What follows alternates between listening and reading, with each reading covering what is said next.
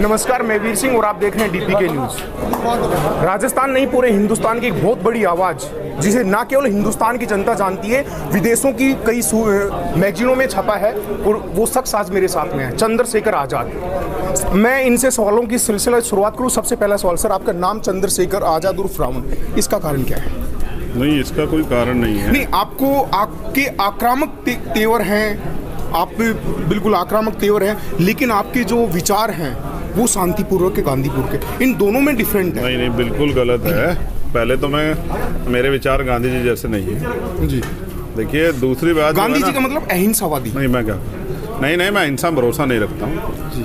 अपने हक की बात अगर आप करते हैं तो वो सब लोगों को पसंद नहीं आती। कुछ लोगों को वो हिंसा दिखाई देती है और कुछ लोग जो हैं उसको आक्रामक कह सकते हैं। देखिए, मैं अपनी बात को कहना जानता हूँ क्योंकि मैं पढ़ा लिखा व्यक्ति हूँ जी जी। तो जब अपनी बात को मजबूती से रखते हैं तो वो लोगों को जो है अच्छी नहीं लगती, उसको तमाम तरह के नाम दिए जाते हैं। ये कोई विषय नहीं है, ना मेरा नाम विषय है और ना ही मेरा एटीट्यूड विषय है कि हम लोग करना क्या चाहते हैं, ये सबसे बड़ा सवाल है। सर, मेरा ये छोटा सा सवाल था। सवाल ये है, मुख्य सवाल ये है, वर्तमान में जो हिंदुस्तान की राजनीति है वो किस दिशा में जा रही है? पहले एक के बाद एक जो केंद्र सरकार है डिसीजन ले रही है और वो आंदोलनों में तब्दील हो रहे हैं। अभी जो किसान मूवमेंट है, आप भी हमारी सूचना अनुसार किसान मूवमेंट में जा रहे हैं, तो ये किसान आंदोलन के इतना खिलाफत क्यों है? क्या वाकई ये किसान आंदोलन गलत है? और गलत है तो कैसे गलत है? आप मुझसे संवैधानिक बात करेंगे जी।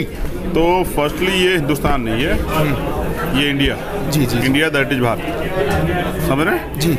तो भारत की राजनीति पूंजीपतियों ने बिजनेस बना दिया है। कुछ पैसा वो खर्च करते हैं, चुनाव में आते हैं, कुछ पैसा और खर्च करते हैं लोगों को बेवकूफ़ बनाने के लिए, तमाम तरह के जो है मीडिया का सहारा लेते हैं, और जब चुनाव जीत जाते हैं तो उससे फिर जो है कॉर्पोरेट सेक्टर को बढ़ावा देते हैं। तो इस बिजनेस की राजनीति में जो असल मुद्दों की राजनीति थी, जिसके लिए लोकतंत्र का निर्माण हुआ था, कि जब आज़ाद हुआ भारत तो ना तो इस देश की धरती बटी, ना इस देश का धन बटा, ना इस देश का बिजनेस बटा, सिर्फ पावर ट्रांसफ़र हुई। जो उस समय गरीब था, आज़ाद भारत में भी वो गरीबी हुआ जी।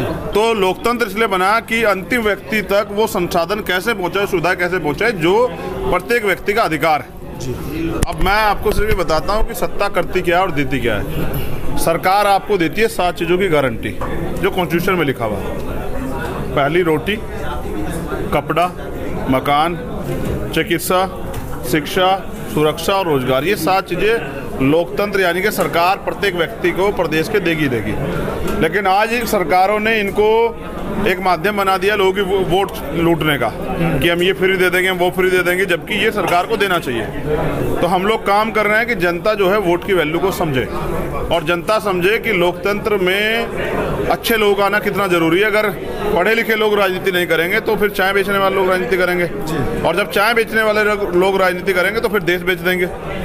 तो इस देश को जिस तरह से कमजोर किया जा रहा है आर्थिक रूप से, जीडीपी देखिए कहाँ माइनस में थी, अभी पॉइंट्स में कुछ बढ़ी है, देश के मीडिया के लोग उस पर हल्ला मचा रहे हैं। तो आम व्यक्ति की जो है आय है, प्रति व्यक्ति आय, वो तो गिर रही है और महंगाई चरम पे जा रही है। तो देश जो है पूंजीपतियों के हाथ में चला गया, गरीब आदमी रोटी के लिए मोहताज। अभी सर, आपका ये राजस्थान का दौरा कहीं ना कहीं राजस्थान में होने वाले बाई इलेक्शन के लेकर भी कहीं संकेत करता है, तो बाई इलेक्शन को लेकर आज़ाद समाज सेना जो पार्टी है, आपकी जो पार्टी है, उसका क्या रोल रहेगा? देखिए, मैं लोकतांत्रिक व्यवस्था को मानता हूँ जी। यहाँ हमारे नेता हैं अनिल कुमार जी, एक और नेता हैं हमारे सुनील बिंडा जी, एक और नेता है हमारे सत्यवान जी, और भी जो हमारे तमाम नेता जो वो तय करेंगे उनके सहयोगी टीम द्वारा जी, उसी पे हम लोग डिसीजन देंगे। हमारे यहाँ ये नहीं होता कि मैंने वहाँ से बैठे कोई ऑर्डर दे दिया और कार्यकर्ता उसको फॉलो करेंगे। तो जिस तरह की उनकी तैयारी है और जिस तरह के सुझाव वो देंगे, उस तरह से हम भूमिका अदा करेंगे। अगर वो कहेंगे हमें उपचुनाव लड़ना है तो हम पूरी ताकत लगाएंगे और पूरी एनर्जी और एक अच्छी टीम उस चुनाव को लड़ाने के लिए। अगर वो कहेंगे कि अभी नहीं लड़ना है, हमें अभी संगठन बनाने की तरफ काम करना है, तो वो करेंगे। अभी क्या है कि मेन मुझे जहाँ तक पता है, वो लोग बूथ तक का संगठन बना रहे हैं जी जी, और उसमें सभी SC ST OBC माइनॉरिटी के लोगों को जगह दे रहे हैं। तो अब वो अपना काम करें, जैसे हमारा बूथ का संगठन तैयार हो जाएगा तो हम चुनाव में जाने के लिए तैयार हो जाएंगे। तो हमारा जो लक्ष्य है वो 2023 में जो होने वाला विधानसभा चुनाव वो लक्ष्य है। सर, राजस्थान में हमेशा बीएसपी 5 से 6 सीटें लेकर आती है, लेकिन कहीं ना कहीं सत्ता की लोलुपता के चक्कर में वो कहीं ना कहीं खो जाते हैं। तो ये कारण क्या है, जो SC ST है या फिर शेड्यूल कास्ट का जो वोट बैंक है उसका कहीं ना कहीं मिसयूज हो रहा है, तो इस मिसयूज को आप कैसे रोकेंगे? देखिए, मैं ना तो बीएसपी में अब हूँ सर। जी जी, नहीं, मैंने लंबे समय मेरा बीएसपी सवाल, मेरा सवाल ये है कि शेड्यूल कास्ट का वोट बैंक, हाँ, मैं आपको उसका मिसयूज हो रहा है। नहीं, ये सबका होता है। जैसे मध्य प्रदेश में मैं आपको लेके चलता हूँ, पहले मैं बीएसपी कार्यकर्ता नहीं, बहुत लंबे समय तक रहा जी, समझ रहे। अब मैं आज़ाद समाज पार्टी कार्यकर्ता हूँ। अब मैं आपको बताता हूँ मध्य प्रदेश के बारे में, फिर हम वापस सवाल पे आ जाएंगे। जनता ने कांग्रेस को वोट दी बीजेपी से मुक्ति के लिए, और बीजेपी कांग्रेस के नेता 19 विधायकों को लेकर चले गए बीजेपी में, तो यानी कि मिसयूज हुआ वोट का। तो वोट दो धारी तलवार है जी। देखिए, जिन लोगों को वोट जनता देती है सोच के कि हमारे मुद्दों बात करेंगे, वो अपने राजनीतिक स्वार्थ के कारण, क्योंकि वो मूवमेंट के लोग नहीं है, उनका जो अंतिम लक्ष्य है वो सिर्फ सत्ता है। उनको विधायक या MP बनना है, या फिर उनको मिनिस्टर बनना है, या सत्ता में बैठ के जो है अपने लिए बिजनेस और संसाधन तैयार करने हैं। बहुजन मूवमेंट जो है वो सत्ता के लिए नहीं, व्यवस्था परिवर्तन के लिए थी। तो वो इसलिए जो है, क्योंकि अब मूवमेंट के लोग नहीं है, इसलिए वो लोग इधर उधर भाग जाते हैं, इसलिए वो कांग्रेस बीजेपी में भी चले जाते हैं। इससे फर्क नहीं पड़ता। नौजवान लोग हम लोग तैयार कर रहे हैं। सिद्धांत जो सबसे महत्वपूर्ण, एक मूवमेंट का व्यक्ति भूखा रह सकता है, नंगे पैर रह सकता है, बिना संसाधन के रह सकता है, लेकिन कभी दुश्मन से समझौता नहीं कर सकता है। सर, पिछले दिनों गुजरात में असरुद्दीन ओवैसी जी का दौरा था। उस दौरान राजस्थान में BTV पार्टी है जिसकी 2 सीटें हैं, उन्होंने आपस में गठबंधन किया है। तो उस गठबंधन को लेकर आप कैसे देखते हैं कि आपकी पार्टी को कोई नुकसान होगा? कहाँ पर? अभी गुजरात में, राजस्थान में 2 सीटें गठबंधन गुजरात में हुआ नहीं, नुकसान आदिवासी जनजाति का वोट बैंक तो आपके वागड़ क्षेत्र में इधर पूरा है। नहीं, ऐसा नहीं है ना। देखिए, मैं किसी पे टिप्पणी नहीं करना चाहता हूँ। हम अपने लोगों को जोड़ेंगे। SC ST की समस्या तो बिल्कुल एक जैसी है, और अब तक जिन नेताओं पर उन्होंने भरोसा किया ना, वो कोई भी हो, सदन में 131 MP SC ST के, लेकिन कभी उनके मुद्दों पे नहीं बोलते। बिल्कुल। अभी मेरे याद राजस्थान में जो क्या हुआ, एक बड़ा जो है किस तरह से तमाम छात्रों को कांग्रेस सरकार द्वारा किस तरह प्रताड़ित किया गया, किस तरह वहाँ हिंसा हुई, कितने लोग जेल में गए, कितनी मारपीट हुई, हमने सब देखा। देखिए, चाहे दलित हो, चाहे आदिवासी हो, पिछड़े वर्ग के लोग हों या माइनॉरिटी के लोग हों, वो सिर्फ और सिर्फ चुनाव तक तो रहते हैं वोटर, और चुनाव के बाद वो हो जाती है लेबर, और जो शासक होता है वो लेबर पे अत्याचार करता है। अब 5 साल फिर ये रहते हैं अत्याचार। अब हम तैयार कर रहे हैं कि ये लोग अपनी वोट की वैल्यू को समझे, किसी के सहारे पे नहीं, ना ही डर के कि इसको हराने के लिए उसको वोट कर दो।